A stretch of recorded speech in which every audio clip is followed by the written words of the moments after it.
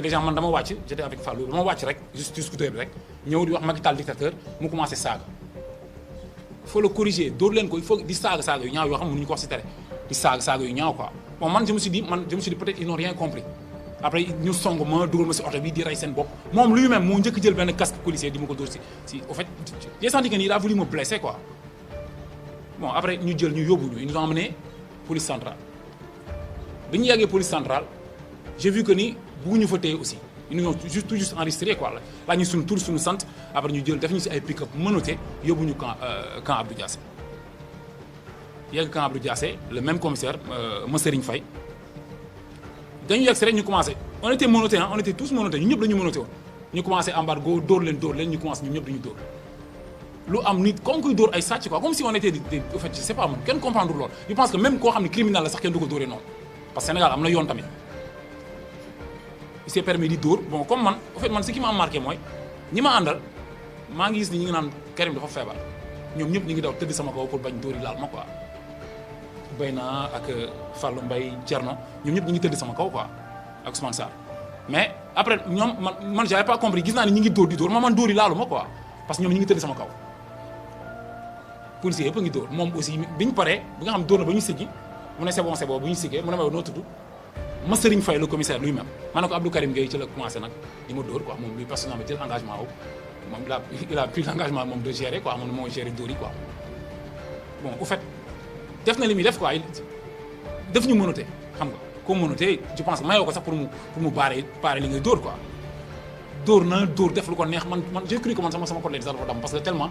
il a mis toutes ses forces ci dóor yi moo doon dóor sama kaw. nañ ko topp nag face à ces commissaires là n'est-ce pas faut pas trop espérer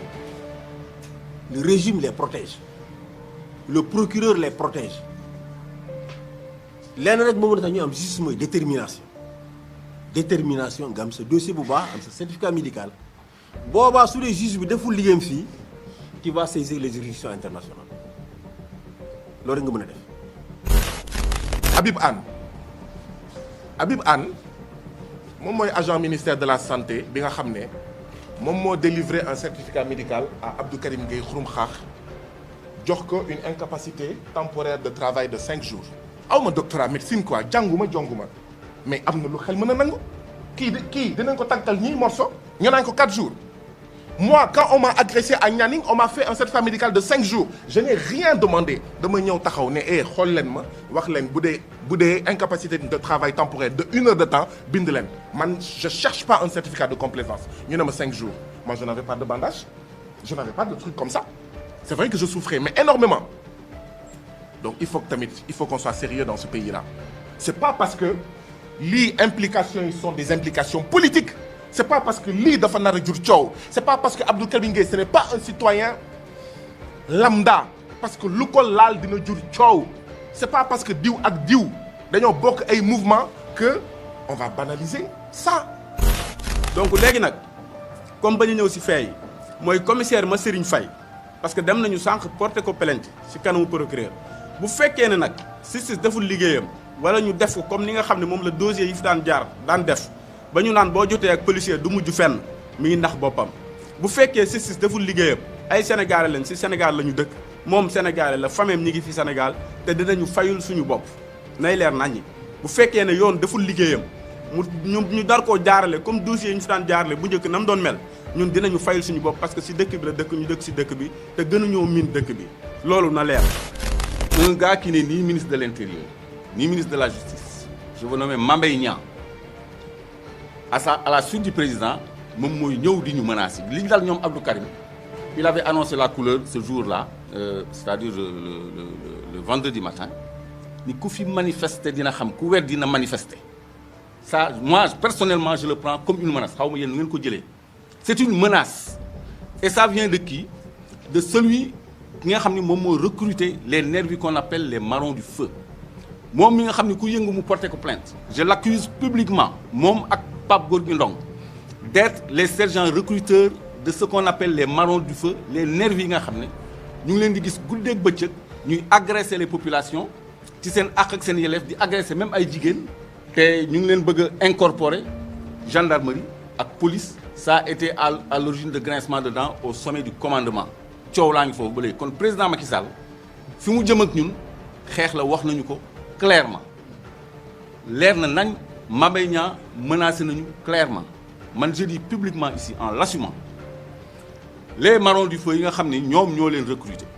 ces nervis là bés bu ñu agresser les populations vont riposter et le peuple sera protégé. Qu'on ne se méprenne pas sur nos propos.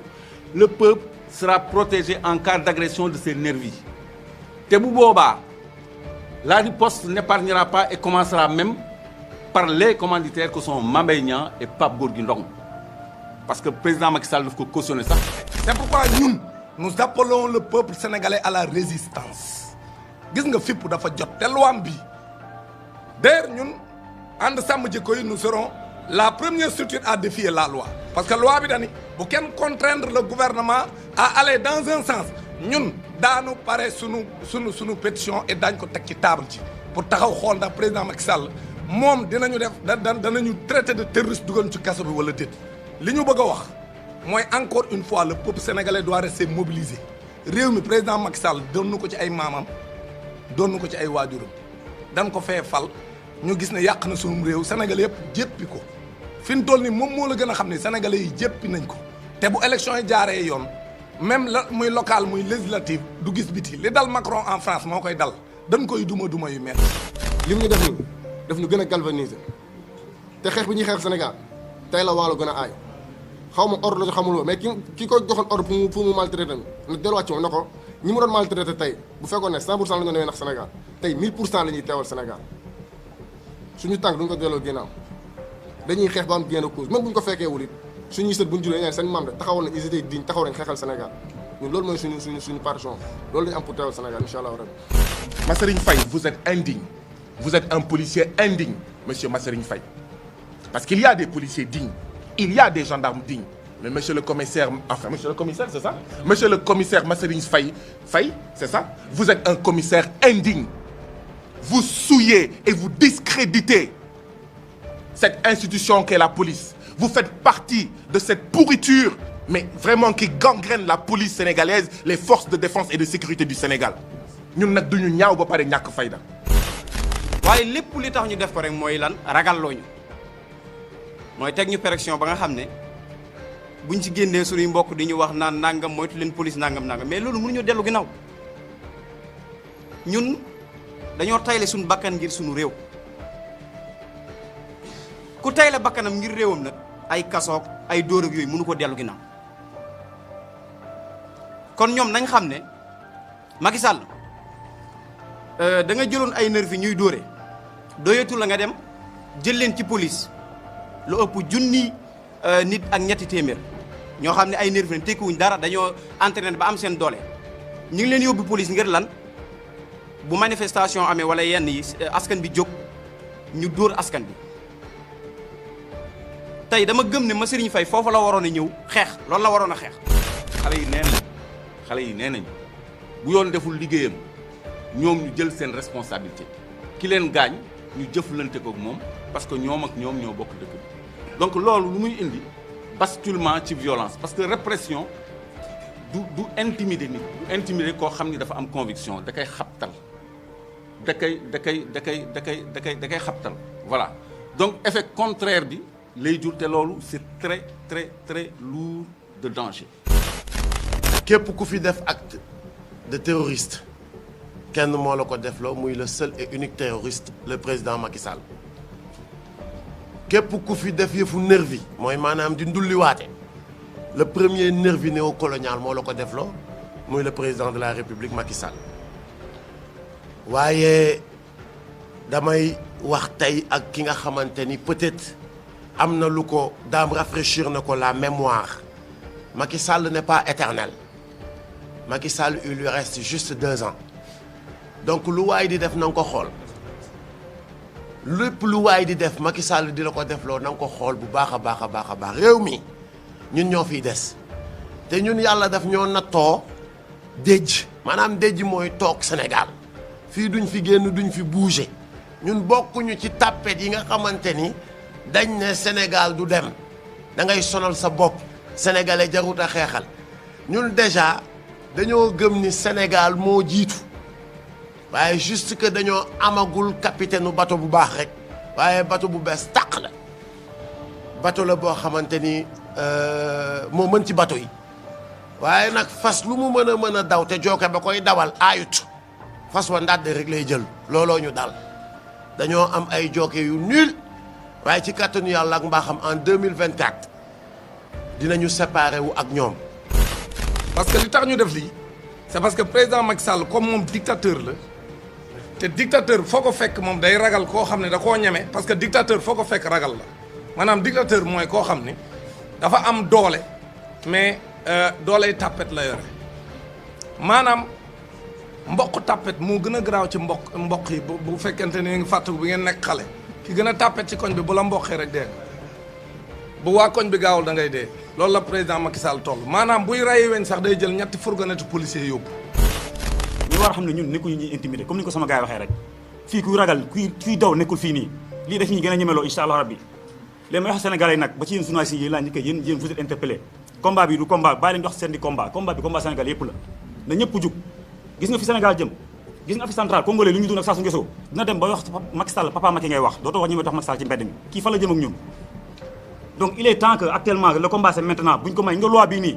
buñ ko may mu ko mettre en vigueur bu ko mettre en vigueur tamit comme ni ko sama gars yi waxee rek billaahi wallaahi daan dem ba Mermoz parce que on est des Sénégalais fii ñun fii lañ dëkk mënuñu génn réew mi tamit te lii nii lu ñu constitution bi may du Macky Sall moo ñu koy xañ donc may wax jeunesse sénégalaise bi yëpp nañ bàyyi daal ay politiciens jàng ko lii du combat politicien askan bi ñu nar a noot ñu ñëw jug bu kenn moo ñu koy dagal Macky Sall mi France la fi nekkal nii ces jeunes là ak ni ñu comprendre les enjeux pour le Sénégal xool ne ndóol gi ne Sénégal jafe-jafe gi ak jaay doole gi nga xam ne sénégalais yi ku ci añ doo reer bu guddee boolu fonde ak cere yi di wëndeelu ci mbedd yi loolu bu ñu bëggee mu jóge fi ñii li ñuy xeex bu leen ci sénégalais yi comprendre woon ba fekk si leen ci léegi Sénégal dem ca kanam parce que Sénégal yàlla wàccoon na ak ñun lépp luy xeetu meññeef am na Sénégal Sénégal am na lépp li ñu manqué rek mooy njiit yu ñu yërëm njiit yu baax yoo xam ne dinañ jël suñu alal ñoŋal ko ba képp ku ci nekk li nga ci war a am nga am ko ci kon nag man jàpp naa ne ñii ñun war a kañ nan ñi muy nommé ci bopp xawma gendarmerie ak feneen ci bopp département bu Dakar ak feneen ak majorité mécanique bi mu am ci assemblée nationale moo tax mu foog ne mbiru ajjuma bi jeex na bu yóbboo mu xam ne tey lay soog a commencé. am na yeneen réew ci àddina si yoo xam ne dañoo voté ay loi askan wi xeex ba loi yooyu ñu retiré ko ñaari loi yooyu mu indi ay coppite ajjuma dinañ fexe ñun waa nitu dëgg des valeurs ñun waa FRAPP ñun waa coalition citoyenne le peuple ñun waa G20 ak ñeneen M2D dinañ fexe ba mobilisation bi continuer ba du am benn pexe bu dul wala mu retirer ñaari loi yi wala mu dégager troisième candidature moom du fi am. keroog dañu nekk prison gi am benn activiste bu jóg toog ba mu yàgg ma ne ko lan la mu ne man j'ai comme l'impression que ay étranger lañ fi indi ñu ñuy jiite. ma ne ko mu ne ma parce que ñii ñuy jiite yoruñu suñu jikko parce que tey jii mënoon nañu fekk ci leneen ñii nga xamante ni ils ont les possibilités pour faire au moins bouger ce pays gis fi concurrence bi toll fi compétition bi toll ñu fexe am na yoo xam ne dafa xewi ñu génn ci mais ñii chaque jour ñu ngi ñuy dugal ci loo xamante ni moo ñuy tardeel ma ne ko génération bu nekk yow yaay libérer sa askan ma ne ko il faut que ñu nangu lenn man de personnellement Serigne Touba Khadim Rasoul man nangu naa ni moo ma gën parce que jaamu na yàlla loo xamante ni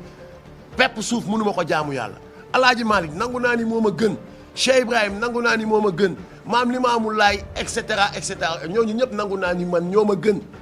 mais ñooñu ils se sont privés de bànneex le plus petit plaisir muy xasanu amul kenn ku ko ci xam